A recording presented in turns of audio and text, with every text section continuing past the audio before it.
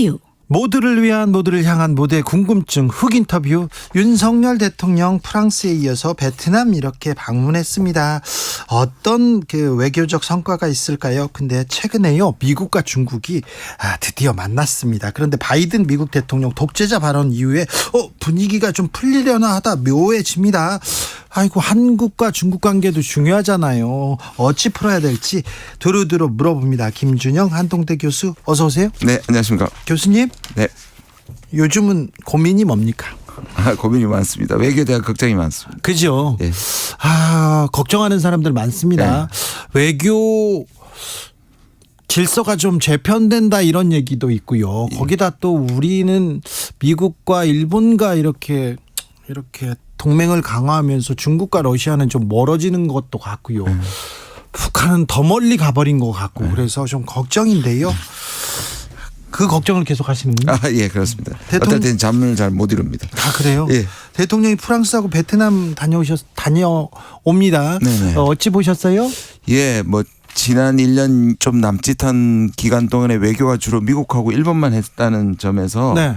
좀 다변화하는 측면에는 좀 저는 나쁘진 않다고 생각합니다. 네, 베트남도 가야죠. 그 유럽도 그렇죠. 가고. 예. 근데 문제는 여기에 이제 프랑스하고 베트남은 우리가 미중 사이에서 아까 말씀한 미중 사이에서 뭔가 같이 연대를 할 수 있는 가능성이 있는 매우 중요한 국가인데 그러려면 뭔가 자율성을 가지고 미중 사이에서 연대를 해야 되는데 가서 보면은 오히려 미국 쪽의 입장을 지지하는 진영 외교로 가서 하면 그게 문제가 된단 말이에요. 아니, 거기까지 가서 미국 편 들 그런 이유는 없잖아요. 없죠. 그리고 오히려 뭔가 자율적으로 계속 지속할 수 있는 어떤 그러한 것들을 만들어 오느냐가 중요한데 그런 것들이 잘 보이지는 않습니다. 그리고 좀 뒤에 말씀드리겠습니다만 베트남은 조금 좀 문제가 좀 있거든요. 지금 베트남하고의 지금 강화가 언론에서 보도되는 것보다는 좀 이면이 좀 존재합니다. 그래요?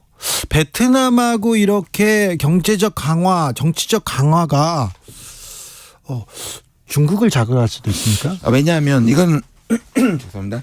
지난 문정부 때부터도 베트남은 어떤 의미가 있냐면 우리가 지나치게 미국에 중국에 의존하고 있는 경제가 그걸 좀 다변화할 필요에 가장 후보지가 바로 베트남이었고 그렇죠. 베트남 강화했죠. 실제로 베트남에 대해서 상당히 늘어나고 중국이 약간 디커플링이 됐었습니다.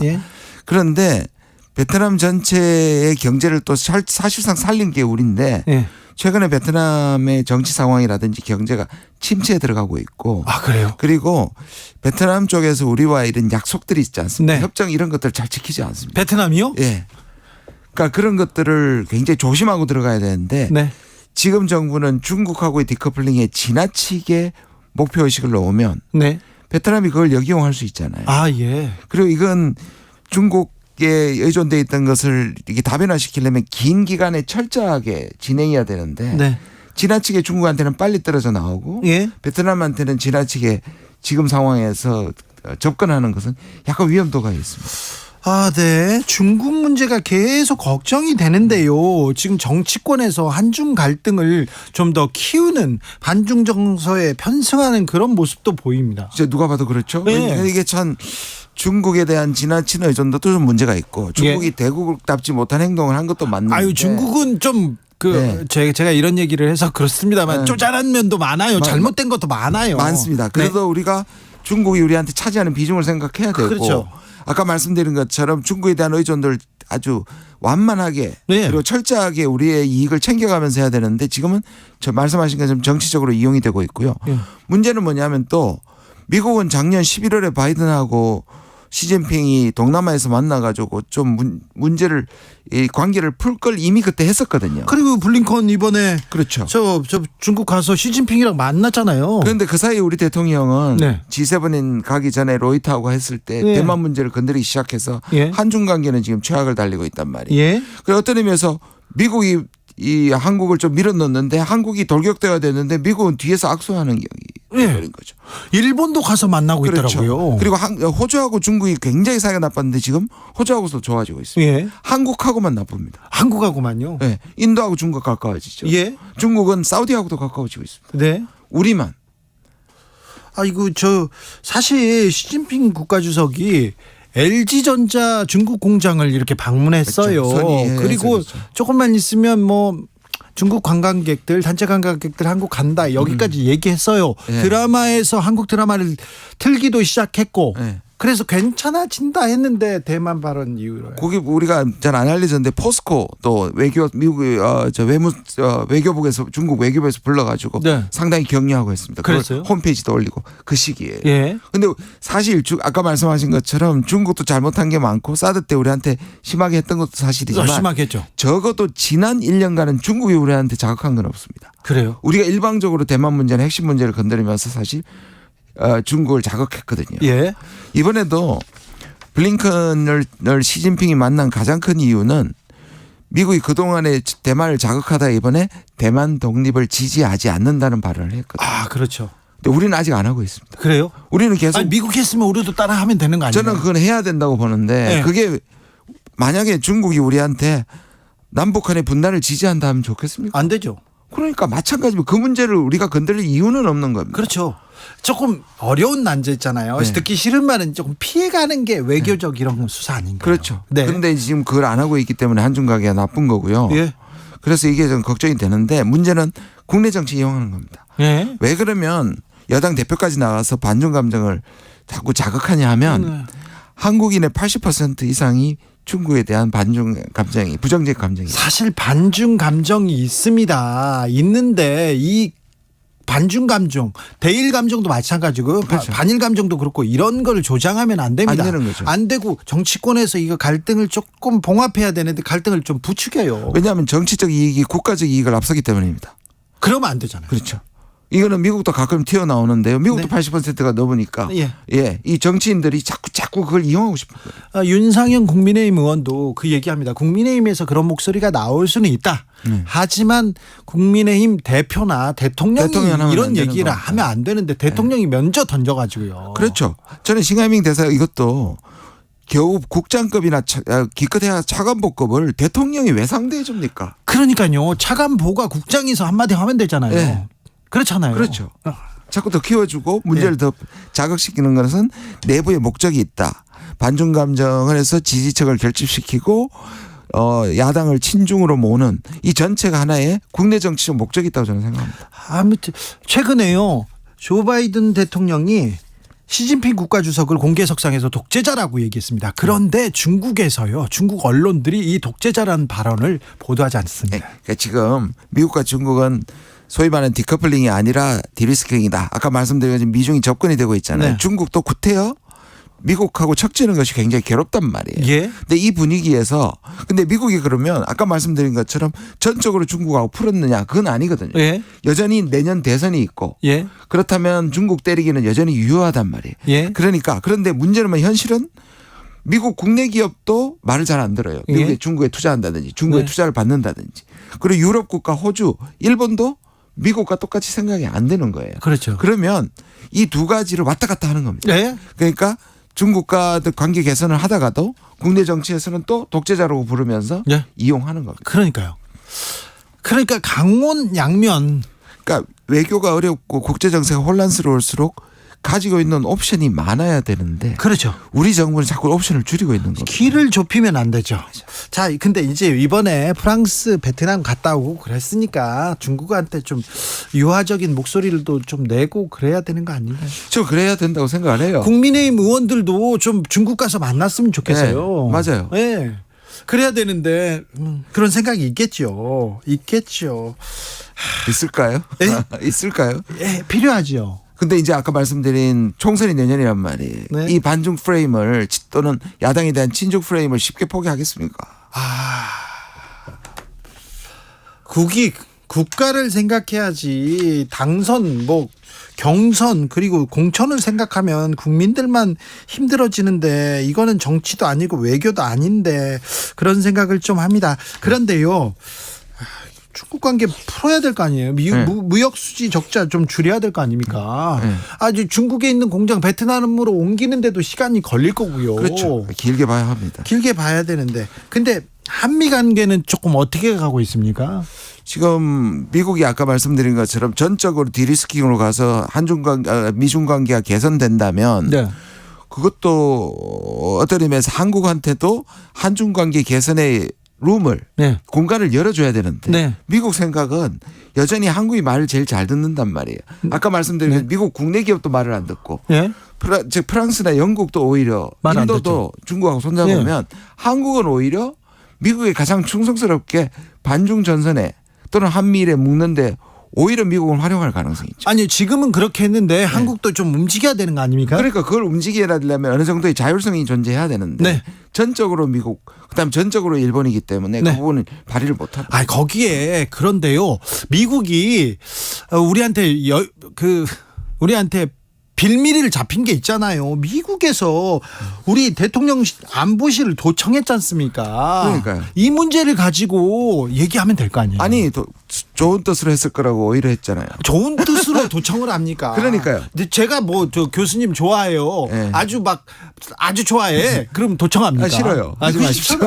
싫잖아요. 아니 그런데 이게 저는 이해할 수 없는 것이 어찌됐든 미국이 이례적으로 도청 사실을 부인하지 않았어요. 네. 보통은 다 부인합니다. 네. 시인한 거나 마찬가지예요. 문서가 나왔잖아요. 그래 문서가 나왔는데 네. 이거를 적어도 와가지고 그 이후에 보완을 했다.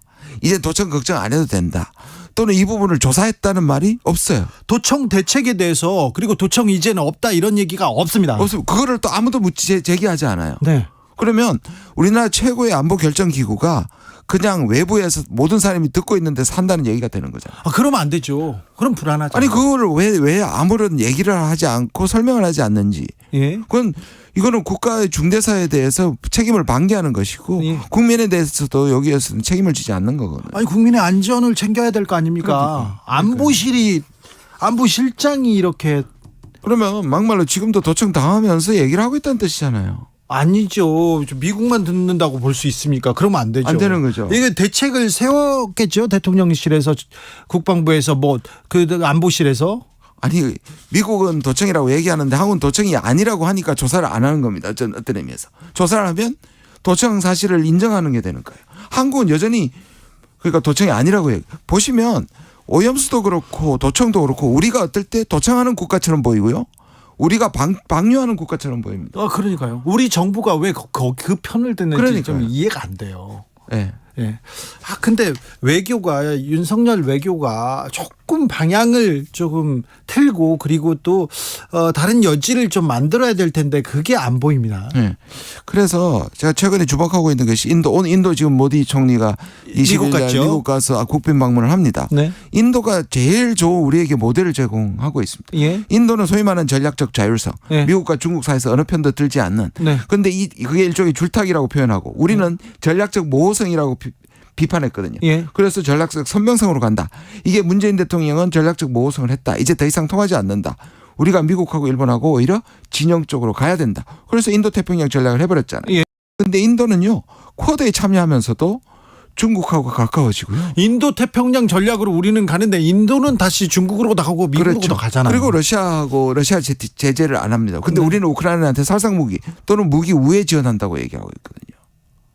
지금 인도와 러시아 관계는 굉장히 좋고요. 인도가 얼마나 잘하느냐 하면요. 러시아를 제재하지 않으면서 러시아의 원유를 굉장히 싼 가격으로 받고 있고 그렇지만 동시에 상하이 협력기구에 가가지고는 푸틴한테 전쟁 관두라고 호통칩니다. 네. 할 말은 하네요. 할 말 하잖아요. 네.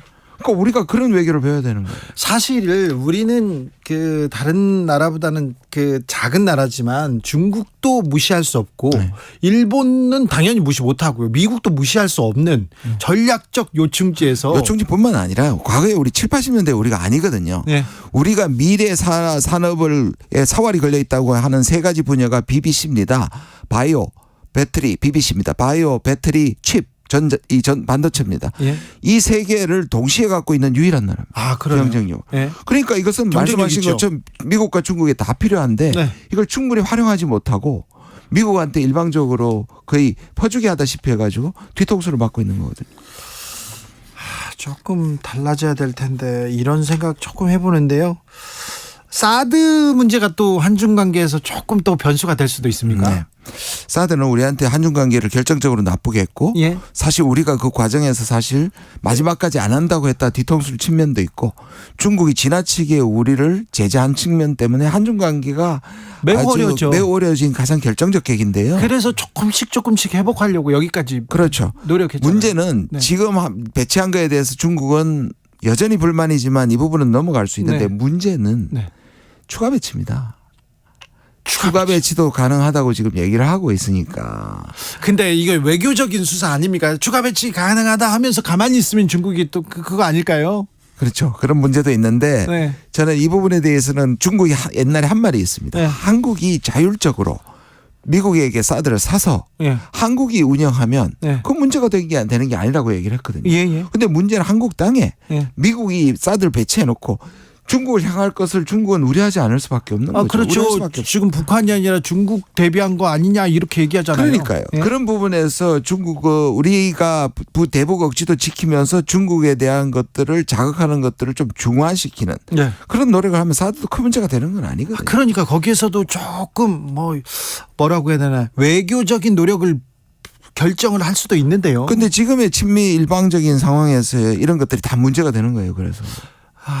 그 사드를 롯데 골프장에 성주에 있는 롯데 골프장에 이렇게 배치했습니다. 골프장에 이렇게 또 사드를 배치한다. 근데 그 당시에 중국에서 롯데마트, 롯데 관련된 사업은 거의 철수했다는 것도 조금 새겨봐야 될 지금도 텐데. 마찬가지예요. 우리나라 현대자동차가 1위인데 네. 러시아에서 결국 우크라이나 그 발언하고 그런 것 때문에 지금 철수 얘기가 나오지 않습니까? 현대차가요. 중국 가면요, 북경 가면요, 택시 그리고 어디에서나 잘 팔렸습니다. 근데 네네. 그 사드 이후에 그랬죠. 계속 추락했습니다. 삼성 휴대전화도 마찬가지예요. 맞습니다. 그 부분에 대해서도 조금 생각해 봐야 되는데 그런데요. 엑스포 유치가 모든 우리 외교를 이렇게 활로를 뚫어줄 것이다. 엑스포 유치만이 우리의 희망이다. 이렇게 생각하는 분들도 있나 봐요. 저는 이게 우리 지금을 보면 70년대, 80년대 아니면 90년대 올림픽을 유치하고 올림픽 유치하면요. 네. 국익에 도움이 안 됩니다. 근데 그쪽으로 지금 돌아간 듯한 느낌이에요. 왜 여기에 도움이 안 돼요? 왜 여기에 모든 국력을 집중하는지 전 잘 모르겠고요. 그리고 지금 상당 부분 사우디가 먼저 해서 다져 놓은 건데 예. 중간에 들어가 가지고 가능성도 그렇고 이 가능성을 뒤집기 위해서 국가 역량을 다 총 집결하는 자체가 저는 그래서 잘 이해가 가지 않습니다. 아니 운동 행사는 이제 국익에 도움이 되지 않고 우리가 그렇게 이제 이름을 알려야 되는 그런 나라도 아니지 않습니까? 우리 맞습니다. 국력이. 그런데 맞습니다. 엑스포는 좀 달라지지 않습니까? 그렇게 얘기를 하는데요. 저는 전문가가 아니라서 좀 조심스럽긴 합니다만 그 구체적인 효과라든지 이런 것들이 저는 우리가 좀 전략적으로 접근하고 있는지에 대해서는 의심이 있습니다. 저는. 그래요? 네. 엑스포가 그렇게 또 희망은 아니군요. 저는 잘 모르겠습니다. 네, 외교적으로는요. 네. 어떻게 외교적 활로를 좀 뚫어야 되는데 중국 풀도 뜯고 미국 풀도 뜯고 러시아 풀도 뜯고 일본 풀도 이렇게 계속 뜯어야 되는데 이상하게요. 일본은 침체에서 헤어나는 것 같아요. 우리하고 관계, 우리의 도움을 받아서요. 그리고 중국도 나름대로 가는데 미국도 다시 괜찮아지는 것 같은데 우리만 경제 대통령께서 국력이 나와서 이번에 또 마찬가지로 프랑스에 가선 베트남에서는 차마 얘기를 못하죠. 베트남은 이 사회주의 국가니까 그런 것도 보면 중국과 베트남에 대해서도 이중적 자세인 거예요. 우리가 가치를 얘기하면서도 중국한테는 저렇게 자극하면서 베트남이 지금 훨씬 더 심한 부분이 있거든요. 베트남한테는 얘기 안 하잖아요. 근데 또 프랑스 가서는 자유를 얘기합니다. 또. 우리 대통령이 가장 사랑하는 단어가 아마 자유 같은데 이 자유는 상대방의 자유라는 서방적인 시점에서 자유를 가지지 않는 국가와는 협력하지 않겠다는 거거든요. 그러면 미국 수준의 서방 수준의 자유와 인권과 민주주의를 수준을 가지고 있는 세계 국가를 다 모아봐야 40여 개국밖에 안 됩니다. 베트남은 안 되잖아요. 안 되잖아요. 그럼 베트남하고 하면 안 되는 겁니다. 사실. 만약 그 원칙이라면. 저는 반대로 우리가 자유와 인권과 민주주의를 추구하는 것과 그건 당연히 추구해야 되지만 그런 것에 모자른 국가와도 국익을 위해서 협력하고 해야 된다는 부분이에요. 해야죠. 그런데 지금은 그런데 부분에 있어서 외교의 원칙이.